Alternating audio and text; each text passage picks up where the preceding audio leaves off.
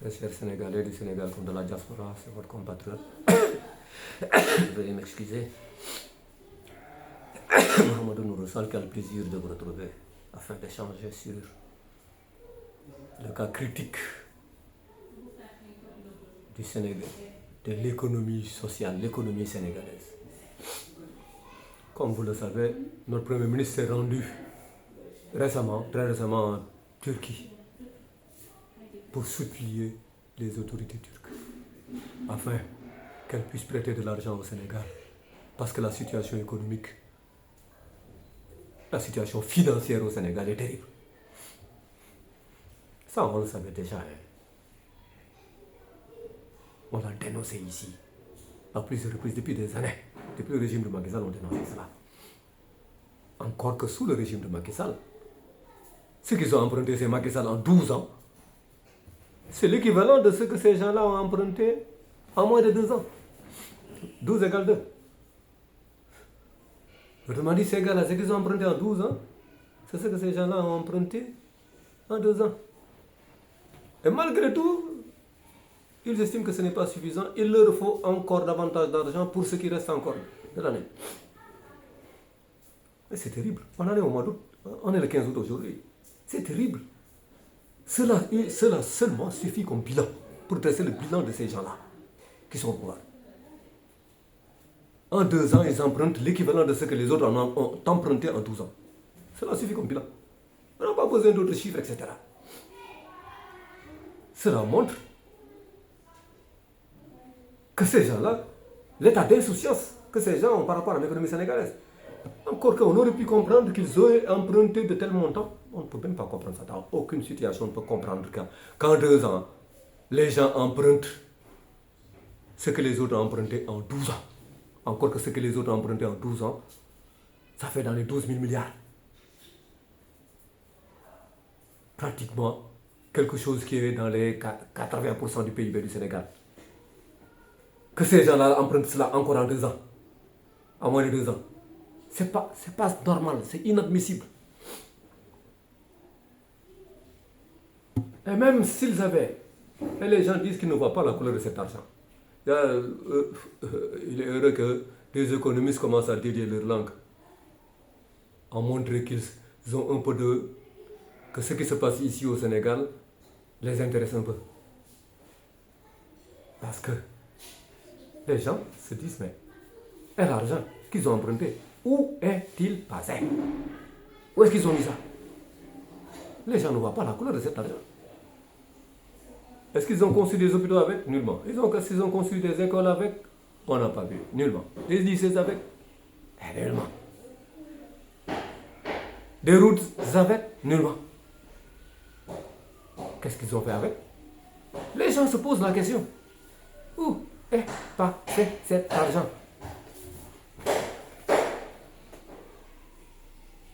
En tout cas, on n'a pas vu. Il ne faut pas qu'on nous dise que les salaires, les étudiants coûtent cher. Les étudiants coûtent cher. Ceux qui étaient là lorsqu'ils étaient à l'université ne disaient pas que les étudiants coûtent cher. Au contraire, ils étaient tout souvent en grève. L'année invalidée, c'est en 2014. Beaucoup d'entre eux étaient étudiants à l'époque. L'année invalidée, là, c'était en 2014. Excusez-moi, c'était pas 2014, c'est en 1994. Beaucoup d'entre eux étaient étudiants. 1994. C'était l'année invalidée. Au niveau de l'enseignement supérieur. Ils étaient en grève. Pour quelle raison? Demandez-leur pour quelle raison ils étaient en grève. Donc ils disent maintenant que les étudiants sont chers. Alors que lorsqu'ils étaient dans l'opposition, ils disaient non, toujours que les étudiants ne sont pas mis dans de bonnes conditions. Ah. Maintenant qu'ils sont au pouvoir, ils se rendent compte que ces gens-là étaient dans d'excellentes conditions lorsqu'ils tenaient de tels propos. Lorsqu'ils disaient le contraire, ces gens-là étaient dans d'excellentes conditions. Et pourtant, eux qui disent que ces étudiants-là coûtent cher, ils envoient leurs enfants dans des écoles qui coûtent cher. Ils ne disent pas que la scolarisation de l'enfant coûte cher. Parce qu'ils se disent que non, si les enfants ne sont pas scolarisés, ils n'auront pas de chance, d'avoir de bon travail, du travail.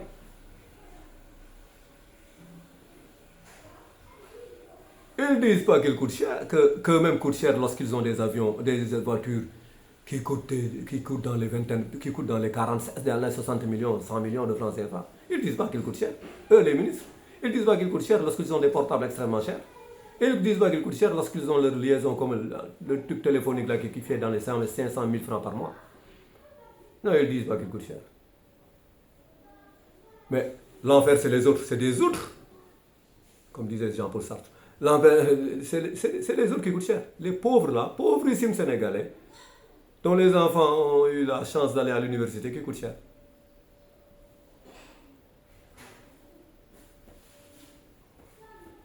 Mais eux, voilà le jugement qu'ils ont fait du Sénégal. Hein. Les pauvres ne méritent rien. Les pauvres ne méritent pas qu'on fasse des dépenses sur eux. Mais pour les riches, non, ils méritent toutes sortes de dépenses. Toutes sortes de dépenses exagérées. Les concernant. Bon. Donc, les gens se posent des questions. Cet argent qu'ils ont emprunté, où est-ce qu'ils ont mis ça? Ce n'est pas dans l'université, puisqu'ils disent que les étudiants coûtent cher. Puisqu'ils n'ont pas conçu d'université. Ce n'est pas dans les écoles, puisqu'ils n'en ont pas conçu. Au contraire, c'est dans les ambassades qu'ils ont mis ça. Ils ont mis ça, une bonne partie de cet argent dans les ambassades qui nous appartient. L'Italie, qui est un pays du G7, a une seule ambassade ici à Dakar qui gère les pays que sont la Mauritanie, le Mali, la Guinée-Bissau, le Cap-Vert et la Gambie. Et pourtant, l'Italie est un pays du G7, du groupe des 7 pays industrialisés du monde. Ils se disent que non, ils n'ont pas beaucoup d'argent à dépenser dans des ambassades. Une ambassade peut gérer tout ça. Et le Sénégal, qui n'a rien, qui est un pays qui fait partie des 18 pays les plus pauvres d'Afrique, et l'Afrique étant le continent le plus pauvre de la planète, eux, ils ont des ambassades partout. En Europe, partout, ils ont des ambassades et des consulats. Des ambassades et des consulats. Ah, il y a de l'argent pour ouvrir des ambassades partout, mais il n'y a pas d'argent pour construire une école primaire. 20 ambassades, je vous l'ai dit dans la vidéo d'avant, 20 ambassades. Si on prend qu'une ambassade coûte au minimum 500 millions de francs CFA comme budget annuel, 20 ambassades, ça fait 10 milliards. Ça aurait conçu combien d'écoles primaires? En mettant 50 millions de francs CFA par école primaire. Le calcul est rapidement fait. Le calcul est rapidement fait. Non, ils préfèrent donner aux ambassades là, à 20 ambassades. Et il n'y en a pas que 20. Ils en ont plus de 20. Ils ont plus d'une quarantaine d'ambassades ou d'une cinquantaine d'ambassades. Mais ils préfèrent donner à ces ambassades là 10 milliards par an. 20 ambassades, 10 milliards par an, plutôt que de construire des écoles primaires pour les Sénégalais, pour les enfants des Sénégalais. Non, les enfants des Sénégalais, les Sénégalais ne méritent pas que leurs enfants aillent à l'école. Tandis que, oui, ils peuvent, ils ouvrent des ambassades pour qui? Alors qu'une ambassade en Belgique peut gérer, à Bruxelles, peut gérer toute l'Union européenne. Parce que dans l'Union européenne, se déplacer, ça ne pose pas de problème. Du tout. Du tout. Les frais de déplacement sont non seulement, les déplacements ne sont pas du tout chers. Ça ne coûte rien le déplacement. Et ensuite, les distances sont rien avec les moyens de transport qu'ils ont, l'avion comme le train, etc. Mais non, on préfère ouvrir des ambassades dont on n'a pas besoin, du superflu, qui coûte cher. On préfère ça, à donner ça au Sénégal, à donner aux Sénégalais leur argent. Non, on ne construit pas de lycée technique. Non, le Sénégal n'a pas besoin de lycée technique. On préfère donner 2 milliards à 20 ambassades. Voilà comment ces gens-là, ils ont fait leur calcul. Hein. Voilà comment la façon rationnelle dont ils calculent les besoins des Sénégalais, dont ils évoluent les besoins des Sénégalais. Les Sénégalais ont plus besoin d'ambassades que d'écoles primaires. Les Sénégalais ont plus besoin d'ambassades que de lycées techniques. Les Sénégalais ont plus besoin d'ambassades que d'hôpitaux. Les Sénégalais ont plus besoin d'ambassades que de médecins et d'infirmiers. Ces médecins et infirmiers qui reçoivent des salaires de misère. On les considère comme des moins que rien. Alors que c'est grâce à eux. C'est eux qui gèrent la santé. Ces médecins, ces infirmiers, c'est eux qui gèrent la santé ici. Et quand ils vont en grève, même, on les méprise. On ne peut même pas négocier avec eux, on les méprise. C'est normal qu'ils les méprisent parce qu'une fois qu'ils tombent malades, bien que leurs parents tombent malades, c'est à l'étranger qu'ils sont évacués. C'est les pauvres Sénégalais qui ont la chance même d'être acceptés dans un hôpital lorsqu'ils tombent malades. Parce qu'il y en a qui sont rejetés. Parce que les hôpitaux sont déjà pleins. Les hôpitaux là qui n'en sont pas, qui ont à peine 200 lits. Mais voilà comment ces gens-là ont fait leur arbitrage. Le Sénégal ne mérite rien. Et ils vont emprunter de l'argent malgré le fait qu'ils aient emprunté déjà plus de 11 000 milliards en moins de 2 ans. Et la question qu'on se pose, c'est mais à quoi servent les recettes fiscales? Il y a les recettes douanières dans les recettes fiscales, plus les impôts et tous ces impôts et taxes-là. Tous ces impôts-là. Tous toutes les taxes sur les produits qu'on vend dans les boutiques, dans les supermarchés, ailleurs, dans les marchés. Mais où sont ces recettes? Pourtant, la masse salariale est de 1400 milliards de francs CFA par an. Donc, qu'on ne nous dise pas qu'on a emprunté 11 000 milliards pour régler le problème de la masse salariale. La masse salariale, en 2 ans, ça ferait 2800 milliards. Ils ont emprunté plus de 11 000 milliards en moins de 2 ans. Et ils ont dit qu'ils n'ont pas encore dit leur dernier mot. Ils comptent en emprunter encore davantage. Pardonnez-moi ce pléonasme. Voilà le pays qu'on a. Ces gens-là, ils ne gèrent pas le pays. Ici, au lieu de s'intéresser à cet argent, est-ce qu'ils l'ont mis dans l'agriculture? Pas du tout. S'ils l'avaient mis dans l'agriculture et qu'ils avaient aménagé des dizaines de milliers d'hectares à travers le Sénégal, parce qu'on a 3 grands fleuves. Le fleuve Sénégal, le fleuve Gambie, le fleuve Casamance. Pourquoi n'aménage-t-on pas des surfaces cultivées pour qu'on soit autosuffisant en matière d'agriculture? Comme le sont pratiquement la plupart des pays qui sont riverains, le Mali, le Burkina et pratiquement la Guinée, ils sont pratiquement autosuffisants.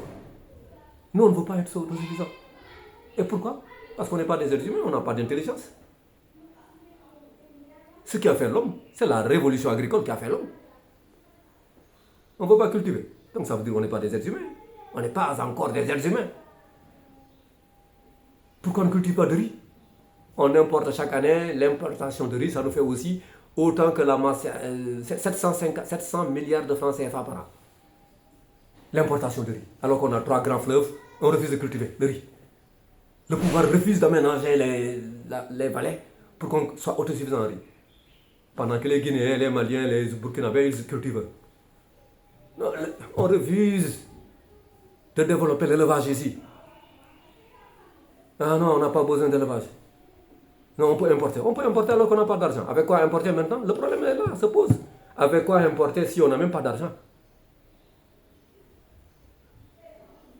Tandis que les États-Unis, c'est la première puissance agricole mondiale. C'est la première puissance économique mondiale et c'est la première puissance agricole mondiale. Le Sénégal, lui, n'est rien en termes d'industrie, n'est rien en termes d'agriculture. Elle persiste et signe à demeurer une puissance non économique, non agricole. C'est pourquoi le coût de la vie est extrêmement élevé aussi ici dans ce pays. Comment voulez-vous qu'il en soit autrement? On ne cultive rien. On importe tout. Mais donc tout sera cher. Parce qu'on doit supporter des coûts élevés pour le transport des gens. Rien que pour ce qu'on importe. Pour le riz, etc. Pour le reste. Soyons sérieux. Ensuite, pour les investissements. Rien n'a été fait du côté des infrastructures comme ferroviaires. Parce que si on est une puissance économique, si on veut être une puissance économique, il faut aussi qu'on ait un transport ferroviaire, un réseau ferroviaire bien huilé pour transporter tout ce qu'on cultive en termes d'agriculture. C'est ce que font tous les pays qui sont dignes de ce nom. Mais ici au Sénégal, qu'est-ce qu'on a comme ligne ferroviaire? Rien. Notre ligne ferroviaire là appartient au Paléolithique, ça, c'est au musée. Et c'est ça, on ose dire un pays en voie de développement. C'est comme ça qu'on demeure, on est en voie de développement. Depuis que je suis enfant jusqu'à présent, j'entends chaque fois le nom pays en voie de développement, pays en voie de développement. Mais on n'atteindra jamais le développement et chaque fois on prononce ce mot-là. Le Sénégal est un pays en voie de développement, pays émergent. On émerge de quoi? Du sous-développement. On est toujours dans un sous-développement crasseux.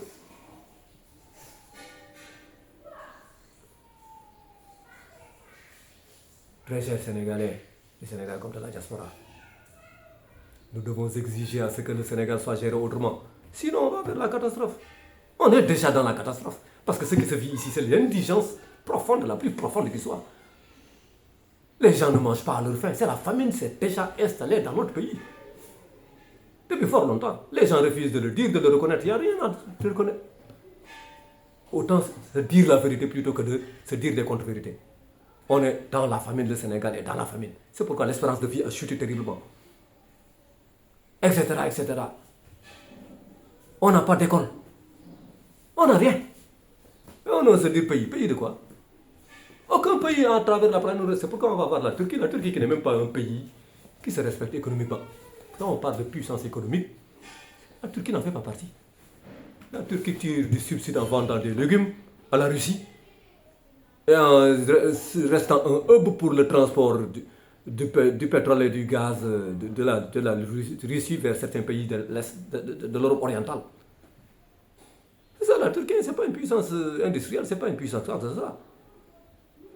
Ils font beaucoup de textiles, mais le textile, c'est les pays qui commencent à s'industrialiser qui font le textile. On va vers la Turquie s'apitoyer là-bas pour recevoir un peu de sous. Et ensuite, la Turquie va nous faire du chantage. Regardez ce qu'ils ont déjà fait avec notre aéroport. Aéroport Blaise Diagne, je ne sais plus quoi. Aéroport de Dias.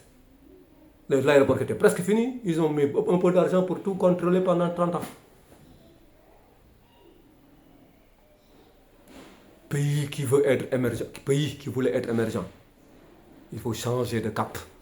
Parce que le cap qu'on a emprunté, c'est le cap qu'empruntent les pays qui veulent couler économiquement. Au revoir.